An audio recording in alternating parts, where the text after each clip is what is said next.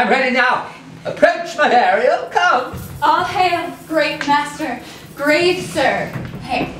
I come to answer thy best pleasure, be it to fly, to swim, to dive into the fire, to ride the backs of the curled clouds, to thy strong bidding task, Ariel, and all his quality. Hast thou spirit performed to point the tempest that I bade thee? To every article. I boarded the king's ship, now in the beak, now in the waist, the deck, in every cabin I flamed amazement. Sometimes I'll divide and burn in many places. The topmast, the yard and bowsprit would I flame distinctly, then meet and join. Jove's lightnings, the precursor of the dreadful thunderclap, were momentary and sight outrunning were not. The fire and cracks the sulphurous, roaring the most mighty Neptune seemed to besiege and make his bold waves tremble, yea, his dread trident shake. That's my spirit. But who was so firm, so constant, this coil would not infect his reason? Not a soul. Felt a fever of the mad and played some tricks of desperation. All but mariners plunged into the foaming brine and quit the vessel, then all afire with me. The king's son, Ferdinand, his hair upstaring, then like reeds, not hair, was the first man that leaped crying, "Hell's empty and all the devils are here!" Well, that's my spirit. But was not this nigh shore? Close by, my master. But are they, Ariel, safe? Not a hair perished. On their sustaining garments not a blemish, but fresher than before. And, as thou badest me, in troops have I dispersed them about the isle. The king's son Ferdinand have I landed by himself, whom I left in an odd angle of the isle, cooling the air with sighs, his arms in this sad knot. Of the king's ship, the mariners, say how thou hast disposed of all the rest of the fleet. Safely in harbor is the king's ship. In the deep nook where once thou callest me at midnight to fetch dew from the still vexed Bermoose, there she said, the mariners, all under hatches, safely stowed, who with a charm joined to their suffered labor I have left asleep. As for the rest of the fleet which I dispersed, they've all met again upon the Mediterranean, float and are bound sadly home for Naples. Supposing they saw the king's ship wrecked and his great person perished. Ariel, thy charge exactly is performed. But there is more work. What is the time of the day? Past the mid-season? At least 2 glasses. The time between 6 and now must by us both be spent most preciously. Is there more toil?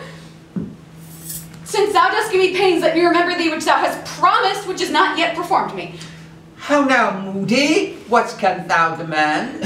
My liberty. Before the time be out? No more. I prithee, remember I done thee worthy service, told thee no lies, made thee no mistaking, served without grudge or grumblings.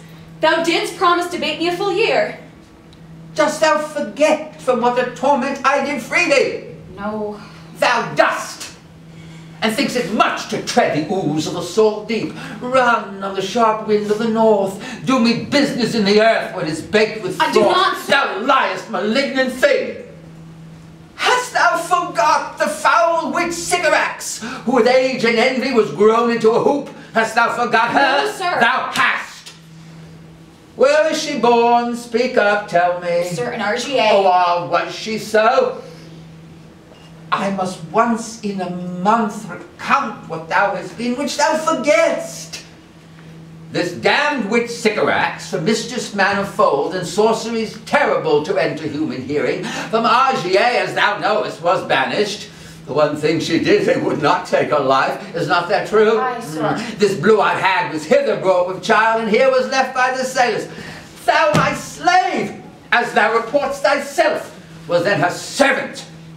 And for thou wast a spirit too delicate to do her earthly and abhorred commands, refusing her grand hests.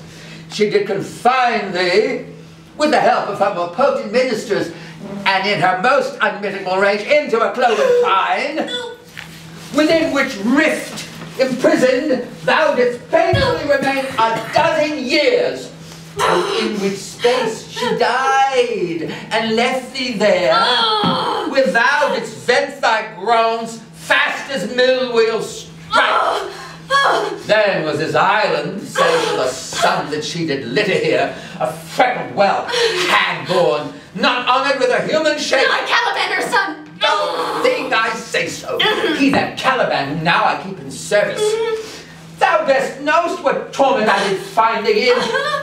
Thy groans did make wolves howl, penetrate the breasts of ever angry bears. It was a torment to lay upon the damned. Its cigarettes could not undo. It was my art, when I arrived at her thee, that made gates and let thee out. I thank thee, master.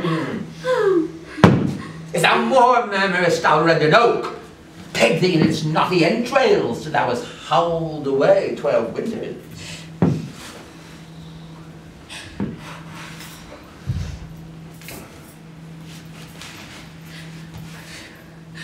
Pardon, master. I will be correspondent to command and do my spiriting check. Do so, and in 2 days I'll discharge thee.